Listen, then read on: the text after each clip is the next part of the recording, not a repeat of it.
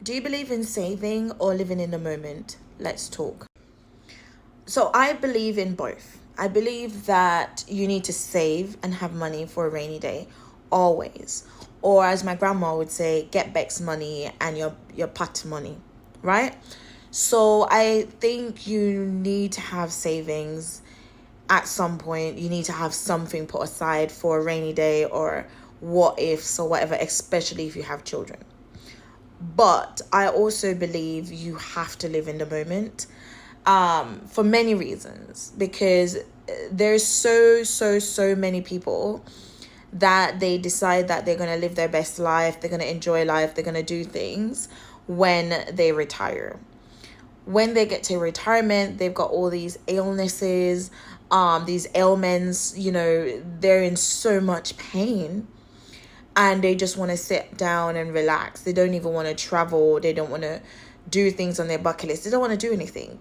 So they end up living in woulda, coulda, shoulda and regrets, because they never lived in the moment when they were young and fit, making money. Instead of just you can save and do things, they were like, no, I'll wait until I retire, right? I'll give you guys an example. This is like a really sad story. A friend of mine, really good friend of mine, Sean, rest in peace, Sean.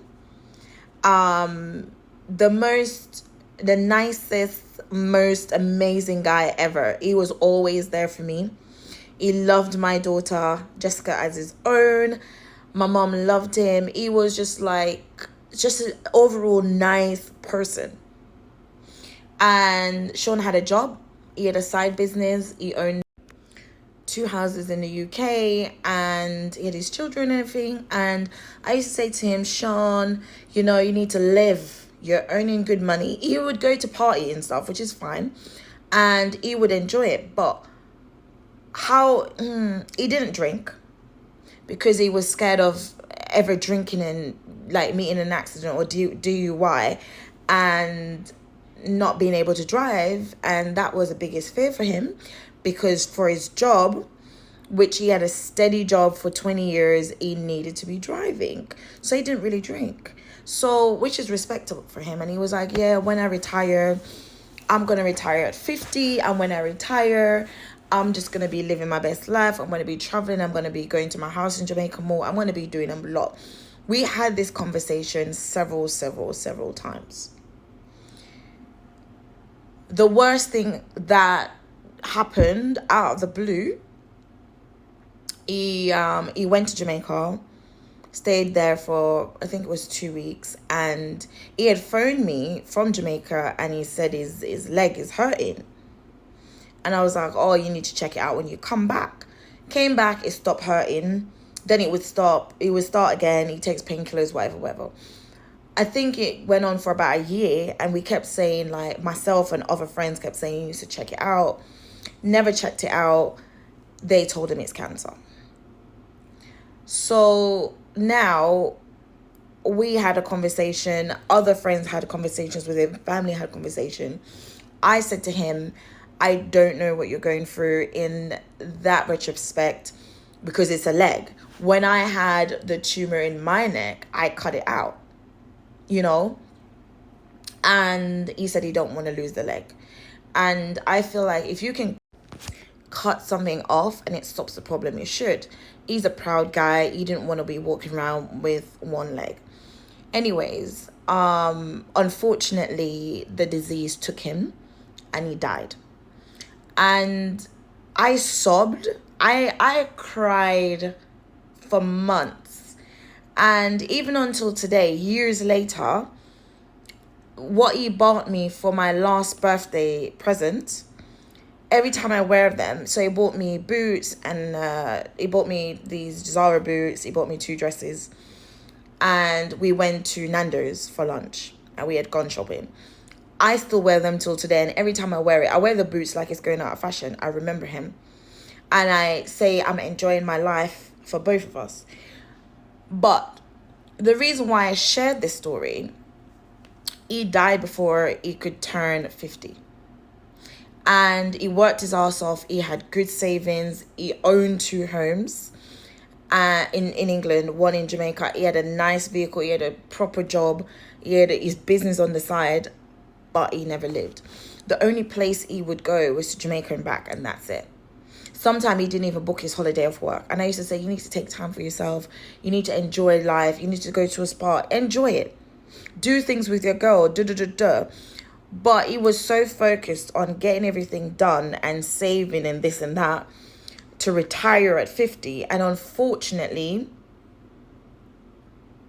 he didn't even make it to 50. Didn't even make it. So I use this as an example. Life is short. Life is short. So if you can live in the moment, you can save something, but still live in the moment. If you want to travel, travel. Don't live in woulda, coulda, shoulda. Live your life. When she was younger, she used to travel so much. All over the Caribbean, everywhere. Travel. Now she's older. She doesn't feel like she's missed out because before we were born, she used to travel. When I was younger, I used to remember because she had a business, she had a store. And I remembered my mom going to Curacao. She used to go to Panama. She used to go bare places, shop and come back. And I look at it like now my mom is almost at retirement age, which is retirement age is 66. So my mom's like 62. My mom is literally she's done it. She's enjoyed her life. She's done it. She's lived. And she has no regrets, really. This thing, she said she wished she traveled more, but she has done a lot. So what I'm saying is, whatever you want to do, it might be starting a new hobby, pursue a talent, whatever it is. I feel like you have to live in the moment. It's a must. You have to live in the moment. But if you can, you could save something as well. Because as I said, life is too short. I'm seeing kids now at 20 years old having a heart attack. I even say to my kids, like, whatever you want to do, I will support you. You need to live your life. I won't tell you what to do. I'll advise you, but I won't tell them I'll advise them. I won't tell them what to do because it's their life to live, their mistakes to make, but I want them to live their lives. Save, yes, but live their lives. My eldest, she understood what I was saying now, and she saves, but she also lives in the moment and she lives her life.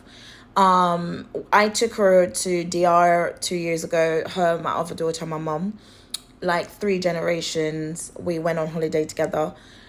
We went to Punta Cana. So then she went to Santo Domingo with her friends. So she did that. She goes out, she has dinner out, she goes on weekends away and stuff like that. So I'm like, this is amazing because she works her ass off. And right now she has a little business that she just started. She has 2 jobs and she still does music video shoots. She still does modeling. So she's working her ass off, but at the same time, she's saving as well, but she's enjoying life. So I feel like, yes, I think you should save and try to save something and have something put down for a rainy day or whatever. But you also have to live your life and you also have to live in the moment because honestly, life is too short. And I've seen too many people since COVID till now. I've literally seen too many people just pass away. People that I've known for years, hearty, healthy people, gone. So I want to hear from you guys as well. Put in a comment, do you think it's best to save until you retire or save and also live in the moment because life is too short? Let's talk.